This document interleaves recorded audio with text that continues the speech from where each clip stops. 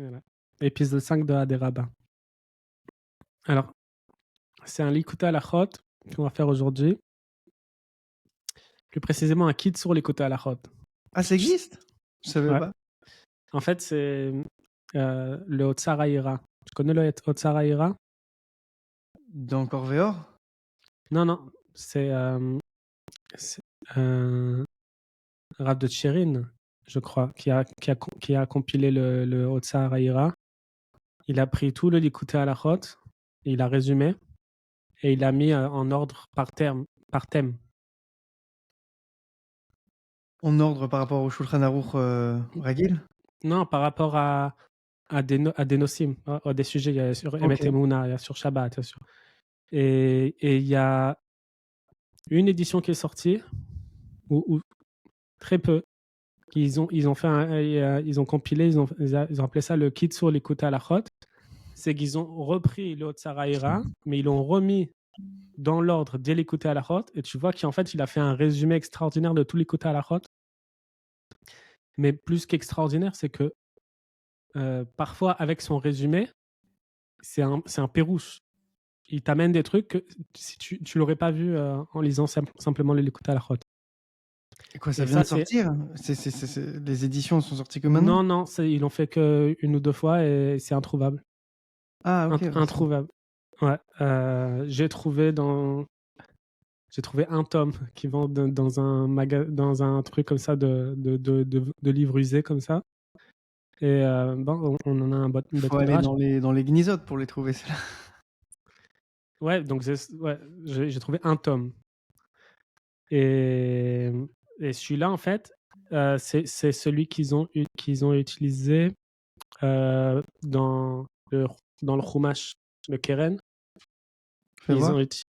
Tu connais le Keren, le Chumash avec l'écoute à la chod? Ah ouais, c'est qui sur l'écoute à la chod qu'il y a dedans? Non, bah, ici, la source qu'ils ont utilisée, c'est le Otsar, tu vois écrit l'écoute à la chod, ribit he, otiot kaf, kavdalet kaftet, les filles Otsar Haïra. C'est la version qu'ils ont utilisée. Parce que j'ai pas retrouvé exactement les mêmes mots et j'ai retrouvé dans le Kitsur l'écoute à la chod. Et ce tome-là particulièrement, tu l'as? Celui qu'ils ont cité? Non. Bah, j'utilise le Keren, là. Attends, le Kitsur. Alors, c'est sur le Pasuk Bereshit bara Elohim.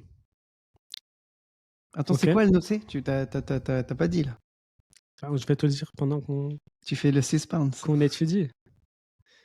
Il te dit, voilà, Bereshit bara Elohim. Il dit,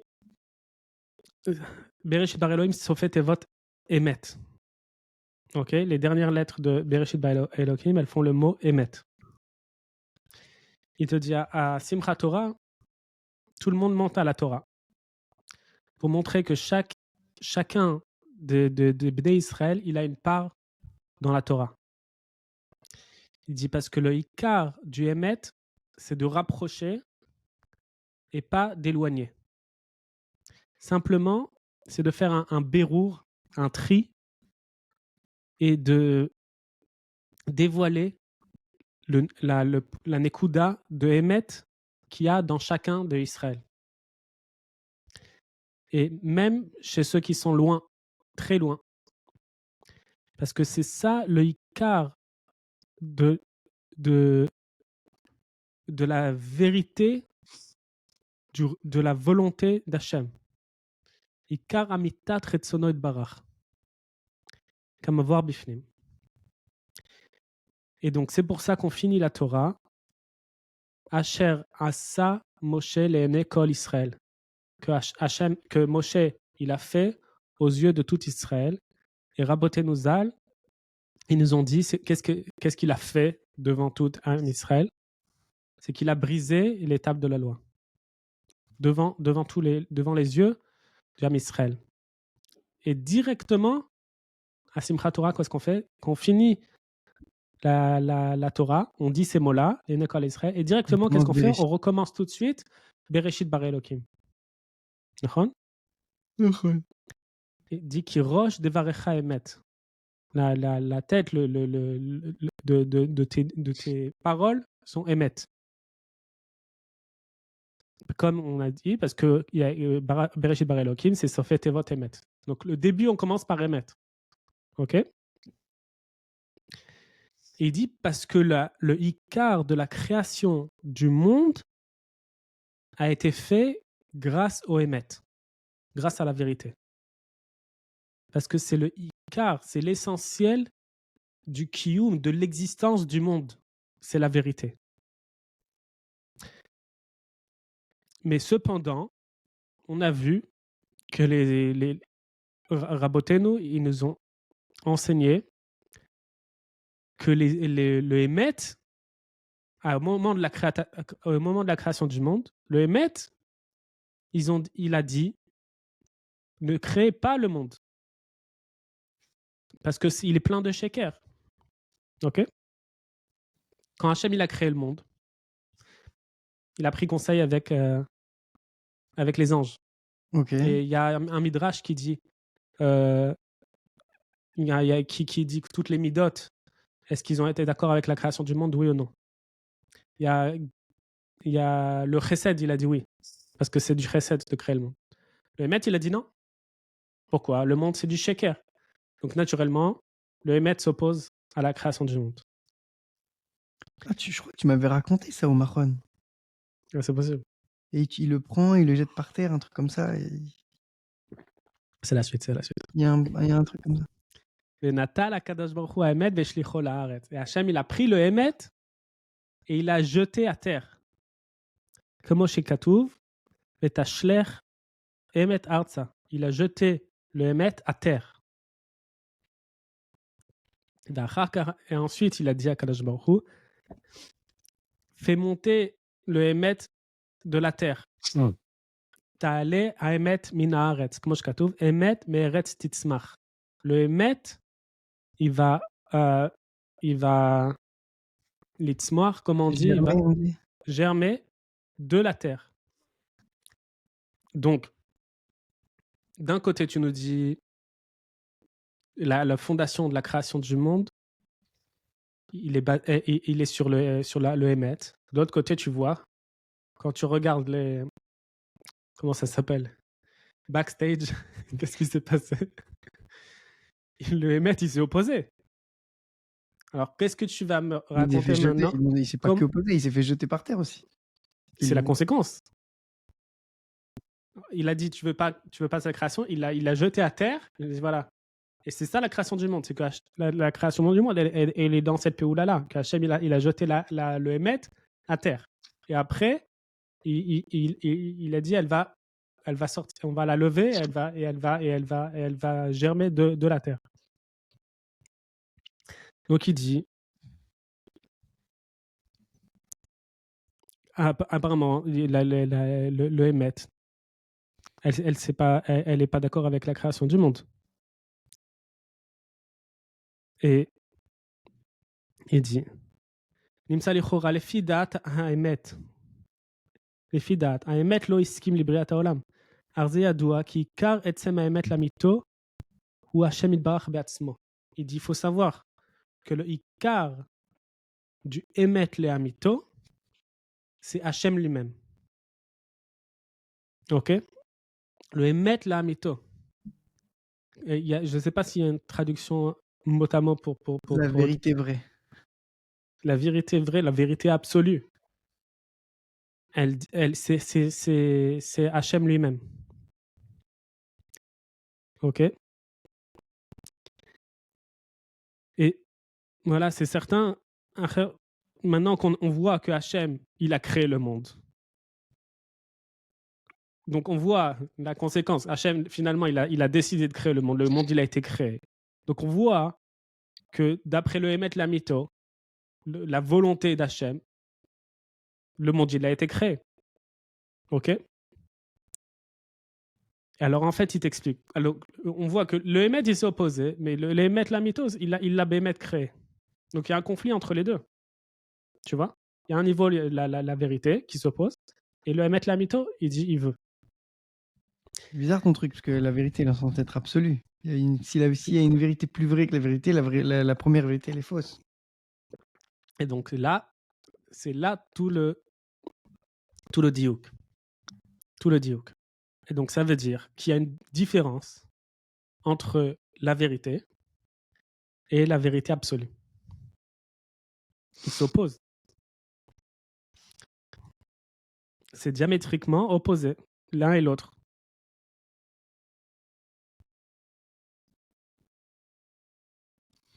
T'as kiffé le placer, ton diamétriquement opposé?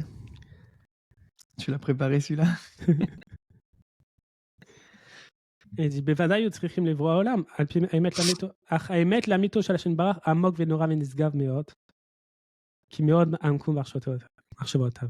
Il faut comprendre que la vérité de Dieu, elle est incroyablement profonde et élevée, et ses pensées sont très très très profondes. Juste à un point que même la mida de Emet en elle-même, la vérité en elle-même, qui sont ces anges qui représentent la mida du Emet, d'après là où ils se tiennent, ils ne sont pas arrivés à percevoir le fond de la pensée d'Hachem. À un point où ils ont été mécatreg et se sont opposés grâce à ça à la création du monde. Parce que ce monde-là, c'est un monde de sheker, de mensonges. Et Hachem, il dit, un émettre comme ça, qui veut opposer la création dans son ensemble, j'en veux pas. Parce que là où on en est, la mida de Emet s'oppose naturellement à la création dans son ensemble. Il dit ça. Le émet normal de là où il se situait, il n'a pas compris le émet que représente le émet d'Hachem. La profondeur de la volonté C'est d'Hachem. abstrait tout ça, ça veut dire quoi, Batafles? C'est très simple. Hachem, il doit créer le monde. Le monde, c'est du mensonge. Donc là le émet, naturellement, il s'oppose à cette création-là. Mais Dieu, dans son émet à lui, qui est profond, qui ne sont pas arrivés au fond de sa pensée, lui, il veut que le monde soit créé. Pourquoi? Il n'y a que lui qui sait. Donc là, on a un conflit.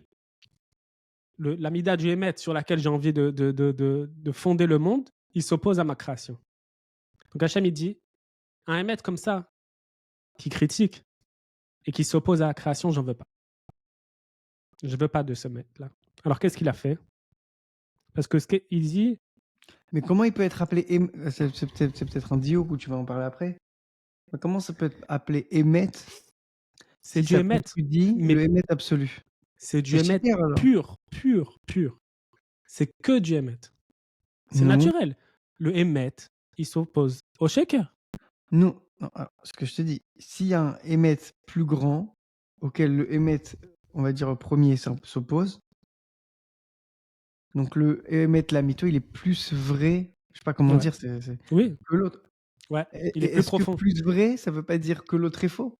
Donc c'est ça qu'on va expliquer exactement. Comment c'est possible qu'un émet parfait ce soit en fait relativement au émet d'Hachem, c'est du shaker absolu. T'as posé ma question là, mais formulée différemment? Parce que je sais pas compris ce que t'as dit. C'est ce qu'on va expliquer. Comment quelque chose qu'on appelle du émet, en fait, relativement à la vérité d'Hachem, Ok, c'est ma question. C'est du shaker. Ok. C'est une vraie couchia, et il faut vraiment comprendre ce point-là. Et c'est une base pour toute la vie, cet enseignement-là. comment quelqu'un il peut être dans le Hémet, il est vrai, tout ce qu'il fait c'est vrai, c'est sincère, et en fait, il est complètement à l'ouest. Ça rejoint un peu ce qu'on a vu, enfin je sais pas toi de me dire, mais quand Rabbi Nachman il dit que quelqu'un il peut dormir, non pardon, quelqu'un il peut étudier, faire les mitzvot, être chaud patate, Ouais. mais toute sa avoda c'est Prinat Shena et en fait c'est juste un pantin quoi, il y a rien de... Mais tout ce qu'il fait, c'est amiti, c'est vrai, c'est kadosh, c'est saint, mais il est complètement à l'ouest. Non alors vas-y. Et des gens comme ça, ils sont dans leur émettre, ils peuvent faire des choses horribles. Alors qu'ils sont...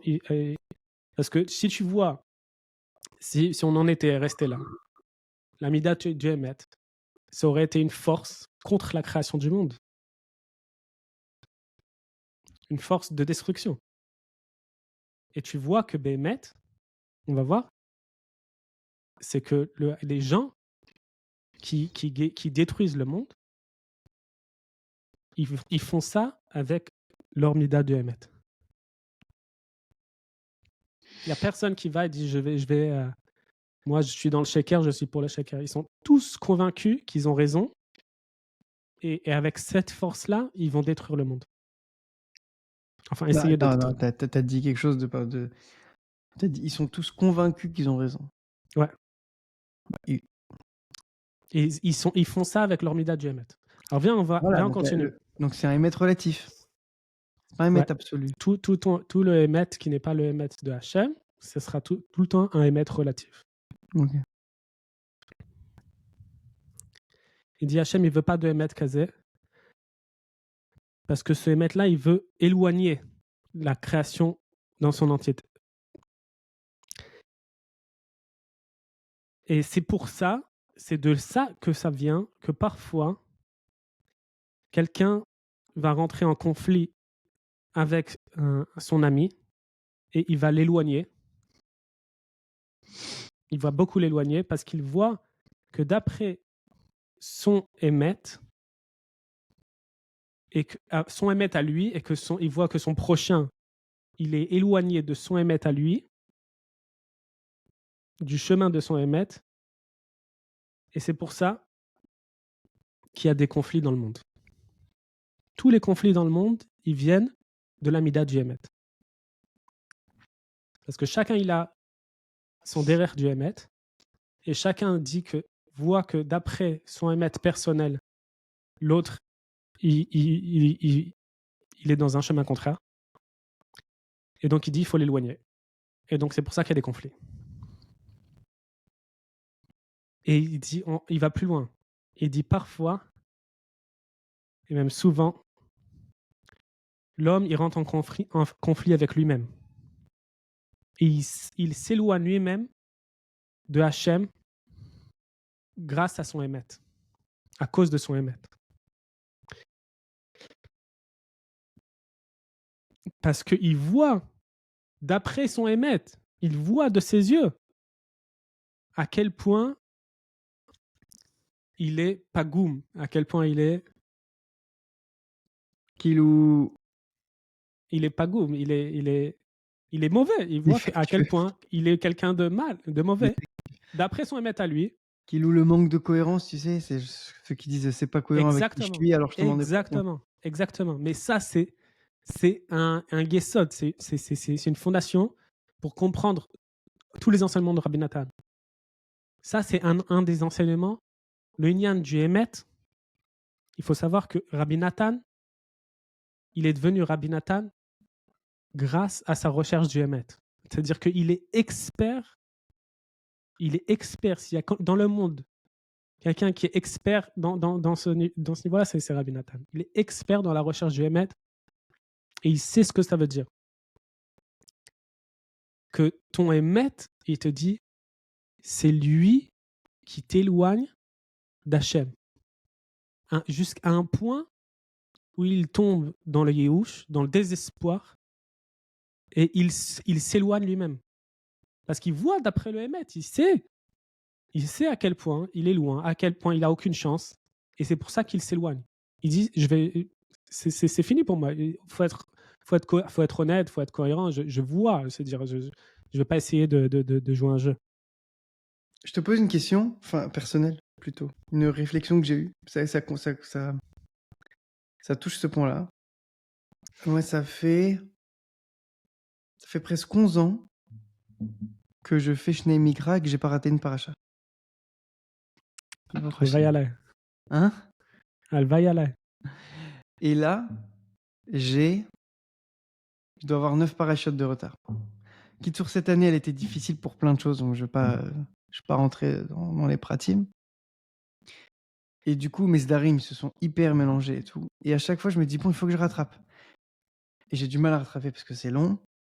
Et du coup, non seulement je suis lent à rattraper, mais de l'autre côté, ça c'est une réflexion que je me suis fait Shabbat. Dafka Bashgacha, tu vois, tu parles de ça. Et de l'autre côté, je suis en retard, je suis plus Parashat Shavua. Ça veut dire que je sais même plus limite des fois quel parachat on est, je sais plus de quoi ça parle, j'étudie pas de devoir sur le parachat parce que je me dis, je suis pas arrivé à là encore. C'est pas là que je suis arrivé. Et je me dis, bon, peut-être que je reprends là où on est. Dans ma tête, je me dis, ça fait 11 ans que tu tiens, tu vas pas lâcher, ben non. Mais le fait de me dire ça, j'ai dit, bon, ok, vas-y, je continue. Mais continuer, c'est très dur. Et l'écart, il se creuse, il se creuse, il se creuse.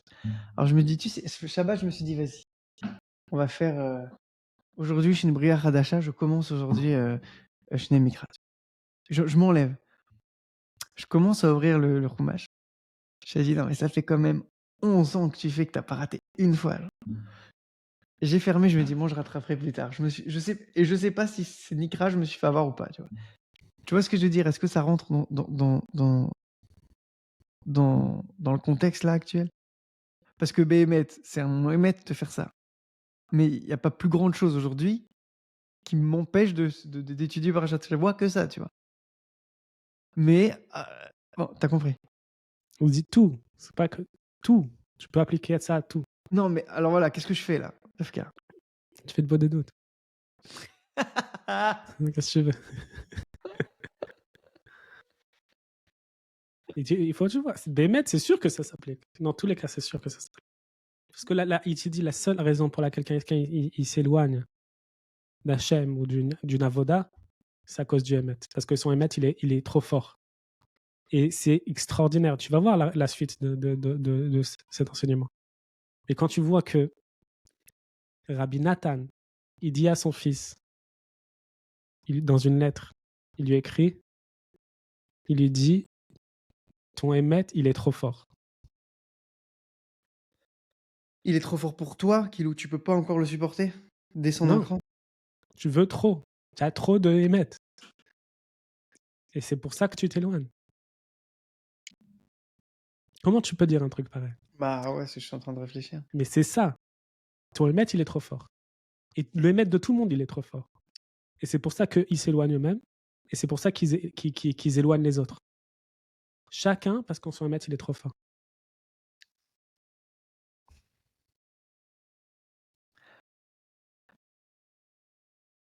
T'as pas un autre conseil à me donner par rapport à mon cas là? Est-ce que je continue ou j'arrête et je reprends à la paracha d'aujourd'hui? Moi, je ne donne pas de conseils.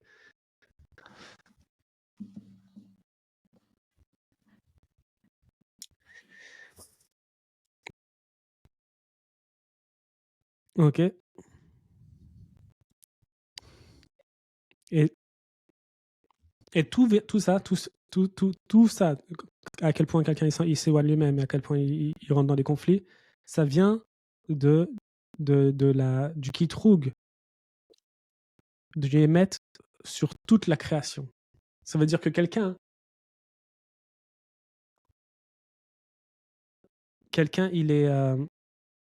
il rentre dans son émet. Comme son émet, il est trop fort, il peut arriver à un point où il va être mécatrec contre toute la création du monde. Contre Donne le un monde exemple. entier. Il rentre dans un kitroug contre le monde entier. Donne un exemple. C'est extrême. C'est quelqu'un qui est extrême. Plus il avance dans son émet, plus il avance dans le marloquette. Jusqu'à ce qu'il s'éloigne lui-même. Et il y a des gens, ils rentrent dans. Ça s'appelle le Yéhouch. Il fait Yéhouch sur le monde, il fait Yéhouch sur lui-même. C'est des nerfs, c'est de la colère, c'est du désespoir. Tout ça, ça vient du Emet.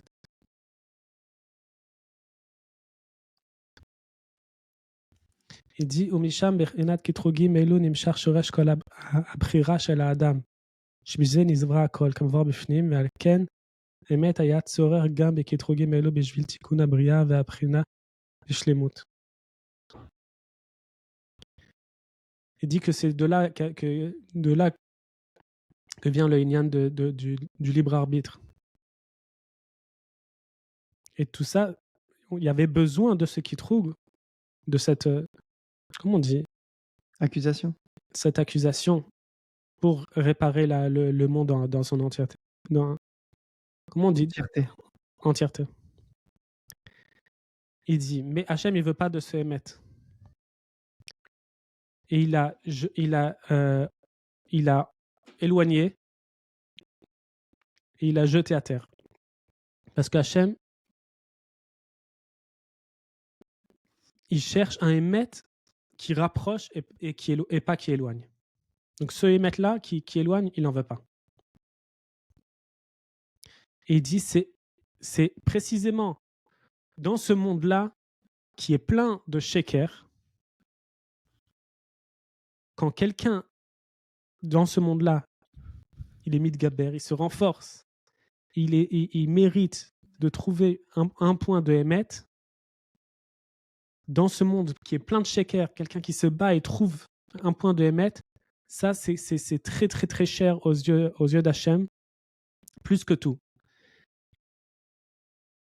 Et c'est pour ça que toute la création qui est fondée sur le émet. Donc c'est ça c'est la nekuda du émet la mito. C'est ça la fondation de l'émet du monde. Et c'est pour ça que Moshe Rabbeinu, alav shalom, quand il a vu que le Ham Israël a fauté, avec la faute du veau d'or, et d'après la Torah, et d'après les tables de la loi qu'il tenait dans ses mains, ils étaient censés, chas v'shalom, d'après le émet de la Torah, et ils devaient tous mourir.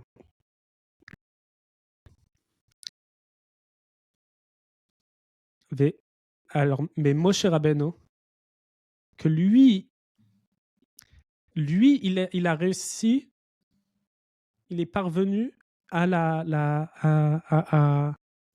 capter la volonté d'Hachem, que Hachem il voulait pas de ce émettre-là. Il voit que là il a dans ses mains les tables de la loi. Il a toute la Torah dans ses mains. Il voit que le Ham Israël y a la fauté. Il dit voilà, d'après le émettre que je tiens dans mes mains, il faut tous qui meurent. Et lui, il a su que Hachem il voulait pas de émettre comme ça. Alors qu'est-ce qu'il a fait? Il les a jetés à terre. Et ça, c'est l'aspect de Vetashler Emet Artsa. C'est exactement la même chose qu'il a fait à Hachem quand on a jeté quand il a jeté le Emet à terre, il a jeté les tablettes, les tables de la loi à terre. Et il s'est renforcé dans la tfila. Et parce qu'il avait la Haïmouna, qu'on ne peut pas atteindre la vérité de Dieu, parce que sa vérité elle est trop profonde, et que sa Rahmanout, elle est énorme, elle est immense, et que Hachem ne cherche pas à détruire le monde. Chas v'shalom. Mais il veut que le monde existe. Et donc que il a compris ça et il a jeté les tables de la loi pour exprimer ce... Ouais. Il dit que et le Icar, l'essentiel du monde, c'est Am Israël. Parce que Hachem il a créé le monde pour Israël. Et c'est pour ça qu'il s'est renforcé dans la tfila énormément. Et il a réussi. Et Hachem il a été mochel sur la destruction d'avoir brisé les tables. Et même je sais pas, il le dit pas ici, mais quand il a brisé les tables de la loi, qu'est-ce qu'il lui a dit Hachem? Il a fait Asita, un truc comme ça, Il y a non? Shar Kochach. Il Ouais. y a Shkoyach. Hachem, il a complimenté Moshe sur le fait qu'il a détruit les tables de la loi. C'est-à-dire, depuis la création du monde, il n'y a pas un seul homme qui est arrivé à ce niveau de compréhension-là de la volonté d'Hachem. C'est pour ça que Moshe Rabbeinu, c'était la seule personne qui était dans cette capacité de comprendre ça et de sauver le Ham Israël de la galoute.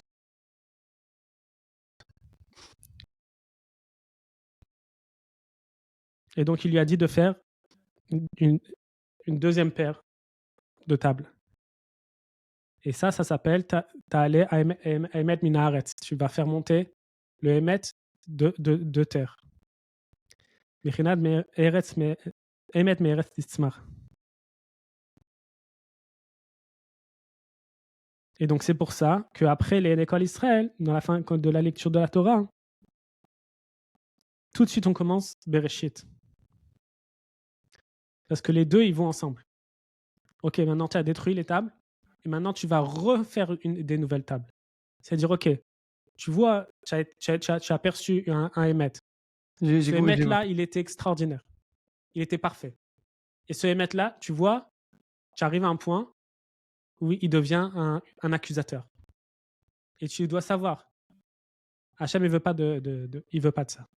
Donc ce Emet-là, il faut savoir, lâche, tu le jettes.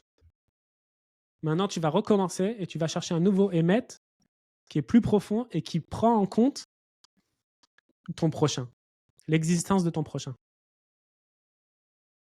C'est-à-dire, tu veux savoir que ton Emet, s'il n'est pas bon, c'est qu'il te donne des kitrougim, et tu deviens accusateur. Le mec, il commence à apprendre la halakha.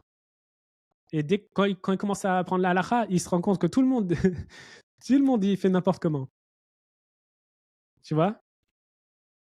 Ça, c'est. La halakha, t'as pris le pire sujet. La halakha, c'est blanc ou noir. Tu dis Shabbat, tu vis avec des gens qui sont Mechalel Shabbat. Que tu vas voir qui sont Mechalel Shabbat. Je te disais, la halakha, c'est t'as pris le domaine le plus tranché. C'est soit blanc, soit noir. Un gars qui vit avec des gens, on va dire, qui mangent pas kasher. Et il rôde kashrut. Bah, il va pas les accuser, mais il va voir qu'ils mangent pas, il va voir qu'ils font pas mal, ils font mal, quoi. Il y a pas d'autre. C'est pas un bon. Tu vas pas me dire que c'est un mauvais émet. C'est une métiote. On mange pas kasher. Ouais, mais tu vois que le mec, il devient accusateur. Mais non, c'est mal.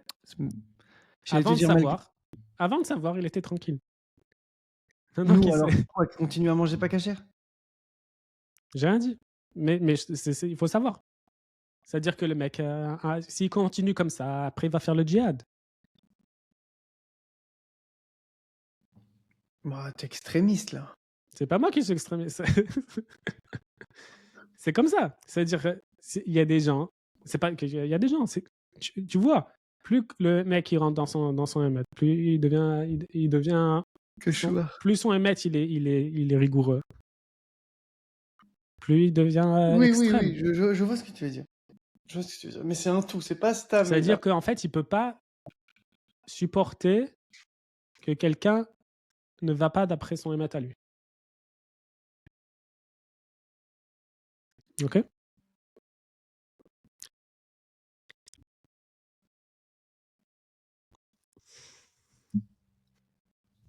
Donc c'est pour ça il faut recommencer à chaque fois, à nouveau, à se rapprocher d'Hachem, recommencer à zéro, de là où tu te trouves. Parce qu'en fait, le émet de la Rahmanout d'Hachem, elle est immense. Il est immense. Et toute la vie d'un homme, il doit recommencer à se rapprocher d'Hachem. Comme il a écrit, Tashavesh Enosh Daka. Il dit, tu dois, jusqu'à la dernière minute, tu dois faire tchouva. Parce que les chassadim d'Hachem, ils sont immenses.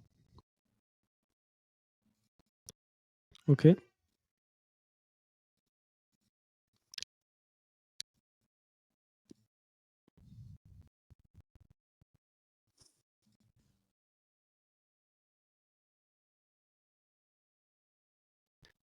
Voilà. On va voir ça dans la pratique maintenant ou dans les autres épisodes.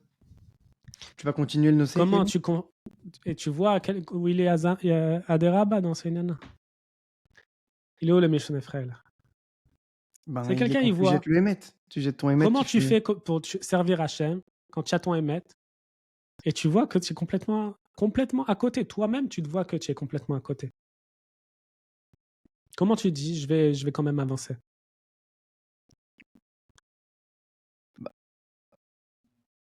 Ça serait Tu dis, de jeter ton tu émet. jettes ton émet. Tu dis, Je te à ce jure, moment-là, je sais rien du tout. Ok? Tout ce que je connais jusqu'à maintenant, ok? C'est pas ça. C'est-à-dire le émet, je sais pas ce que c'est. Mais ce que j'ai maintenant, c'est pas ça.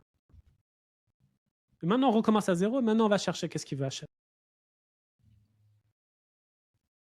Ça, c'est mes cheveux frères là. Parce que tu es tombé dans l'Adzvout, ok? Le Ben Meller, il est plus roi. Maintenant, il tombe dans l'Adzvout. Il devient triste. Ok, maintenant, tu sais qu'il veut pas de ça, Hachem. C'est-à-dire, lui, s'il tombe il tombe de la Meloucha, il commence à s'énerver contre tout le monde. C'est lui qui a fait ça, et c'est le peuple et tout. Je dis, ok, tout ce que je sais jusqu'à maintenant, je dis, c'est faux. On va recommencer à chercher. Tu recommences à chercher. Bessimcha. Tant que tu n'es pas Bessimcha, c'est que ton remède, il n'est pas vrai. Vas-y, hein, je crois que je vais recommencer à zéro alors. Pour Non, les. mais Je t'ai écrit Khatargum. c'est un. Recommence Bereshit. Non, je suis à Haremot là. Mais des fois, je me dis, est-ce que je le fais pour faire le truc Chalem ou pour ne pas casser cette chaîne, tu sais? Je sais que c'est pas pour ne pas casser mon record. C'est horrible à dire, mais je sais que c'est mon émet. Il y a un Bacho qui est allé voir le Rav Moharash, le Rav Shik. Il venait de finir un Sioum de Mishnayot. Il avait un seder de un Pérec par jour. Je crois qu'il l'a fait en 3 ans. Si tu fais un Ok. Pérec par jour, Un Pérec par jour en 3 ans? tu fais un Sioum en 3 ans. Je sais pas. 3 Non. Perakim peut-être, 3 Prakim. Bon, Non. il avait un seder. Il a fini en 3 ans. Il va voir le Rav Moharash. Il lui a dit, voilà, j'ai fait en 3 ans, j'ai pas raté un seul jour. Et il s'attendait à ce qu'il lui dise, ah, Kol HaKavod, extraordinaire et tout. Il lui dit, et si tu avais raté un jour? Ah ouais, c'est bon. Allez. Et il est revenu, et il était vraiment fracassé. Il a dit, je croyais qu'il allait donner du chizouk. Et le Rav Yoel, c'était son Rosh Hashiva, il lui a dit, mais c'est le plus gros chizouk qu'il t'a donné. Il dit, regarde, si tu es avec cette rigueur-là de réussir pendant 3 ans et tu rates pas, et si tu rates un jour, vous savez, c'est fini. Il n'y a plus de Mishnayot. Tout ton réseau, c'était de venir pour lui dire voilà, j'ai pas raté un jour et je suis content. Et si tu avais raté un jour? Rabbi Nathan, il a dit ce qu'il a reçu, lui, de Rabbeinu, c'est qu'il peut rater complètement Yom Kippour et le lendemain, il recommence comme si c'était rien passé. Alors que lui, c'était toute sa vie Yom Kippour. Ça, c'est le chizouk le plus grand. Ok, tu as perdu la malchoute, ok, tu n'as pas réussi ce que tu faisais, ça fait combien? Ça fait 11 ans. Ça fait 11 ans que tu fais Shnei Bikri Targum. Et là, tu as perdu la malchoute. Tu fais quoi? Un côté de moi, je me dis, je la perdrai pas. Voilà. Je vais la choper. Mais ça me pourrit. Je sais que ça me pourrit. Mon Parce qu'une CD. fois que tu as passé, il y a la DA qui dit une fois par semaine. Après, il dit jusqu'à la Seuda. Après, il y a jusqu'à la Seuda Shlishi. Non, il y a Après, il y a jusqu'à Simchat Torah. Donc j'ai ça en tête. Une fois que tu es descendu des déotes. Ok. Mais tu vois, ça fait 2 mois que j'étudie plus Parashat Hashavua. Et qu'à table de Shabbat, je suis une fois, ma femme elle m'a dit, c'est quoi la paracha? Et j'ai entendu la veille ma fille dire le nom de la paracha. Je dis, bah, c'est. Et je me sentais trop bête. Je me suis dit, purée, mais il n'y a rien de plus pire en fait. de pas me poser avec Rachi, machin, les petits commentaires, petite Vartora pour la table, et non être à fond dans mon record personnel. Parce que je le sais que c'est ça, j'utilise le mot record, c'est hyper péjoratif, et ça me fait mal à mon ego de le dire, mais je sais que c'est ça. C'est Bon, ça. vas-y, tu sais Tu quoi, tout cumules les Shabbat... miles. Quoi? Tu cumules les miles. Nachon. Tout Shabbat, j'ai pensé à ça. Je me dis, bon, on verra, écoute, c'est Ashgacha que tu parles de ce sujet-là. Mais c'est tout, ouais, c'est tout, tu l'appliques avec ça. C'est certain. Et quand tu vois Rabbi Nathan, il dit à son fils, tu as trop de émet. Ton émet, il est trop fort. Pourquoi tu es coincé? Parce que tu veux trop, t'es trop rigoureux. C'est ça qui t'empêche, ça t'étouffe.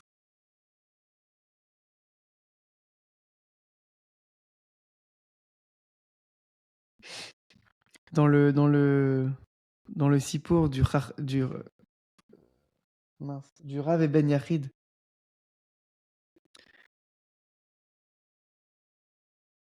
t'es là? Ouais, je t'écoute. Dans le Sipour du Rav et Ben Yachid, Nachon, la 3e fois quand ils font le voyage, ils ont dit, bon, blit naïm, genre, bli condition, on y va, et ils s'arrêtent à l'auberge pour dormir. Et l'aubergiste, je sais pas si c'est l'aubergiste ou un gars qui était à l'auberge, je me rappelle plus, qui disait, ah, mais je reviens de ce tzaddik. Et Kalhu, tu vois. Et Rav Nathan Uzan, dans son cours, il disait, c'est quoi Kal? Alors, tous les gars qui étaient autour, ils disaient une petite explication, genre, il est facile, c'est agréable, machin. Il dit non, il est léger. C'est quoi la kavana quand il dit Kalhu? Genre, il rend toute la avoda léger, c'est pas ça. Genre. Il allège tout devient facile.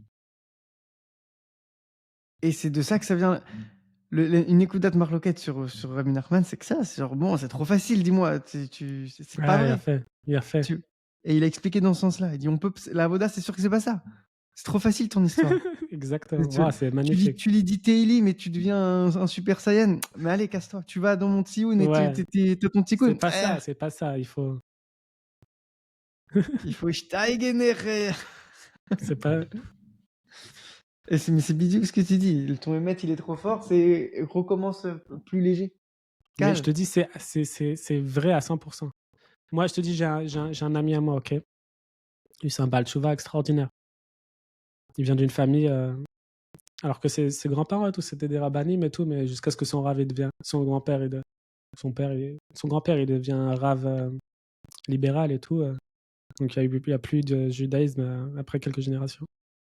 Et il est avec son père à la table de Shabbat, ok?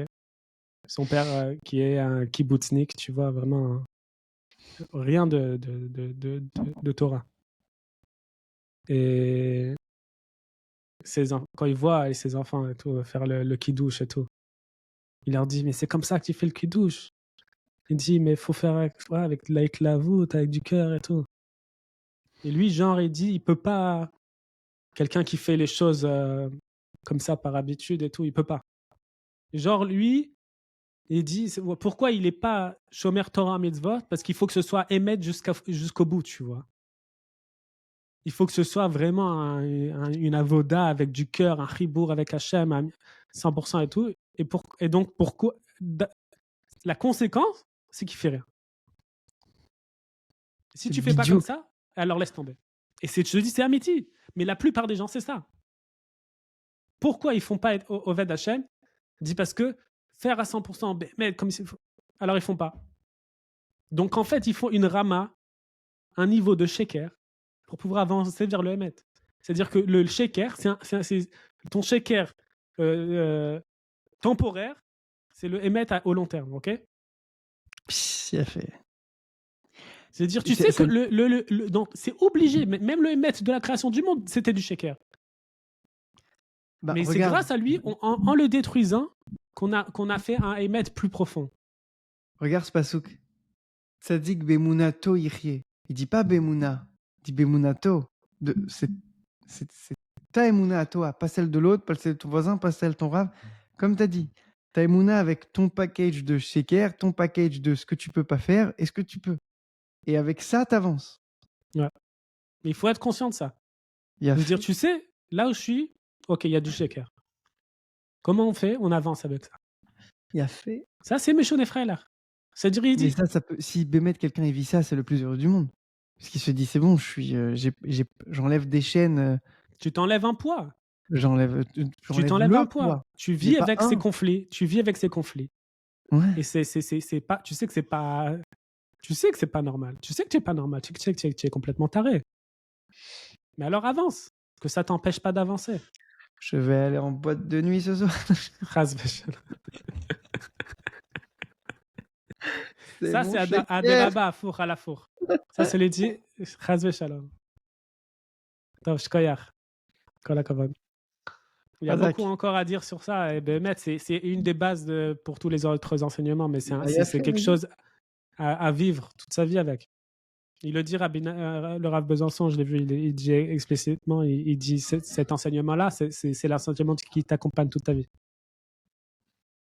Toute ta J'ai vie, envie de c'est te dire le tous tes acquis, ils valent rien, on recommence à zéro. Toute ta vie, c'est ça. moi j'ai, il y a 2-3 enseignements ou paroles de Rabbi Nathan. J'avais déjà dit ça à mon beau-frère. Si je les ai pas, je sais pas comment tenir, debout. Il y a par exemple, là où je vois un manque, c'est soit tu n'as pas assez prié, soit tu n'as pas prié du tout. Ouais. Mais ça, c'est un s'il l'avait pas dit, genre, cette phrase, c'est un cadeau. C'est un truc genre, si tu la vis, si tu mets un mine dans cette parole, tu peux ne plus avoir de Yush dans toute ta vie, tu vois? Ouais. Il y Il a a des des petites phrases comme ça, mais ah mais Rabbeinu, il a des phrases que ça peut annuler le libre arbitre. Mais comme je t'ai dit, Rabbeinu, il a dit que chez nous, même quand on révèle des secrets, c'est encore des secrets.